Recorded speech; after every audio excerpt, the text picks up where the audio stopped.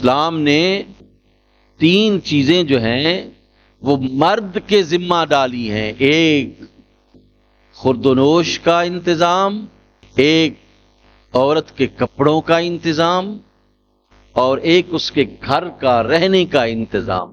یہ تینوں ذمہ داریاں اللہ نے مرد کو تفویض کی ہیں، اس نے پوری کرنی ہے. اس لیے عورت کے لیے یہ باعث زحمت نہیں ہونی چاہیے شادی. عورت کے گھر والوں کے لیے باعث زحمت نہیں ہونی چاہیے شادی. کئی بچیاں جو ہے وہ شادی نہیں کر سکتی اس لیے کہ ان کے والدین بڑا جہیز نہیں دے سکتے، ان کے پاس اتنی استطاعت نہیں ہے کہ وہ بڑا جہیز اپنی بچی کو دیں. اس لیے بچیاں شادی نہیں کر سکتی. یہ رسم بد ہے، یہ ظلم ہے، یہ زیادتی ہے، یہ اپنی روایات کے ساتھ زیادتی ہے، یہ ہماری اپنے دین کے ساتھ زیادتی ہے.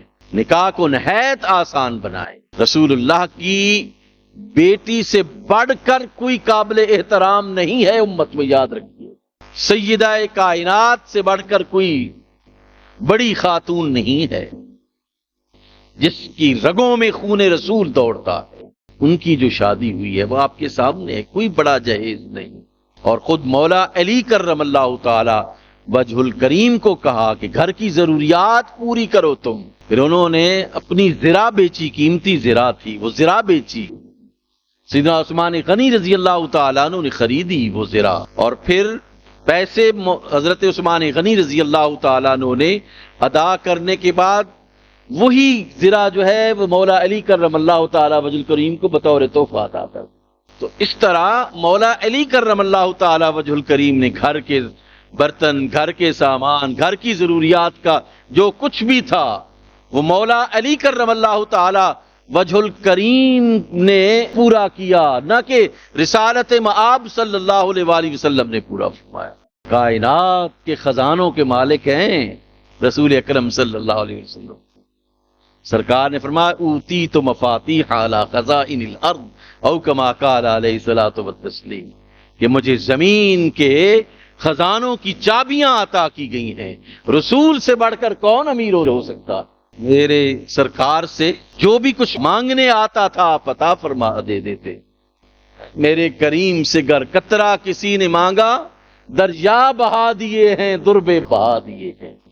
ایک کوئی قطرہ مانگتا تھا سرکار دریا عطا فرما دیتے تھے. لیکن اس اصول اور ضابطے کو کس انداز سے برقرار رکھا کہ مولا علی کرم اللہ تعالی وجہ الکریم کو ارشاد فرمایا کہ اپنے گھر کی ضروریات پوری کرو. اور پھر کوئی لمبی چوڑی برات اور یہ سلسلے نہیں. اپنی گھر کی ملازمہ کو کہا کہ جاؤ فاطمہ کو علی کے گھر کو چھوڑ کے آؤ. میں نے عرض کیا کہ سیدہ فاطمہ کو رسول کیا فرمایا کرتے تھے؟ سیدۃ نساء اہل الجنہ، جنت کی خواتین کی سردار ہیں. جنت کی خواتین کی سردار کا انداز رخصتی والی کائنات جناب رسالت مآب کس طرح کر رہے ہیں؟ ان سے بڑھ کر کون ہے جو ان چیزوں کا خیال رکھتا؟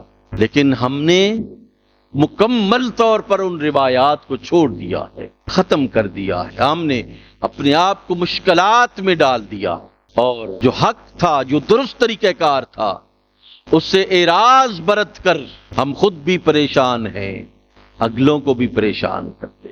یہ بیڈ، یہ صوفے، یہ ساری چیزیں یہ تمہاری ذمہ داری ہے بچی کو پورا کر کے دینا، نہ کہ بچی کی ذمہ داری ہے کہ وہ اپنے والدین سے لے کے آئے. الٹا کر دیا سارے نظام کو، روایات کو تباہ و برباد کر دیا. چند لوگوں کے پاس پیسہ ہوتا ہے اور وہ ایسی بری روایات اور ٹریڈیشنز قائم کرتے ہیں کہ پھر جو درمیانے درجے کے لوگ ہیں، جو غربا ہیں، یہ ٹریول کرتی ہے یہ روایت، نیچے آتی ہے، پھر مصائب و آلام پیدا ہوتے ہیں، لوگوں کے مصیبتیں پیدا ہوتی ہیں. حکومت کو کم عمر کی شادی پر قدغن جو لگانی ہے وہ تو لگا دی ہے، لیکن اس پر بھی قدغن لگانی چاہیے کہ کوئی بچی جو ہے وہ اپنے والدین کے گھر سے کچھ بھی نہیں لے کے آئے.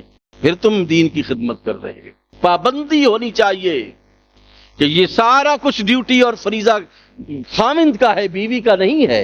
ادھر سے مجبور کیا، ادھر سے مجبور کیا. ایک بیٹی کی شادی کی دوسری کے قابل ہی نہیں رہتا. وہ قرض اترے گا تو شادی کرے گی. جس بیچارے کی 2-3 بیٹیاں ہیں، وہ کیا کرے گا؟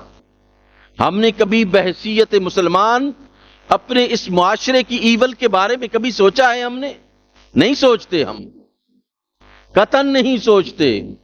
آج ایک بڑا شخص اگر یہ روایت قائم کر دے کہ میں جہاں سے اپنے بیٹے کے لیے بچی لے کے آؤں گا وہاں سے ایک سوئی بھی نہیں لوں گا، آج اگر روایات بڑھئے اہل ثروت جو ہے وہ قائم کر دیں تو یقیناً کچھ بھی نہیں، یہ معاشرہ خود بخود درست ہو سکتا۔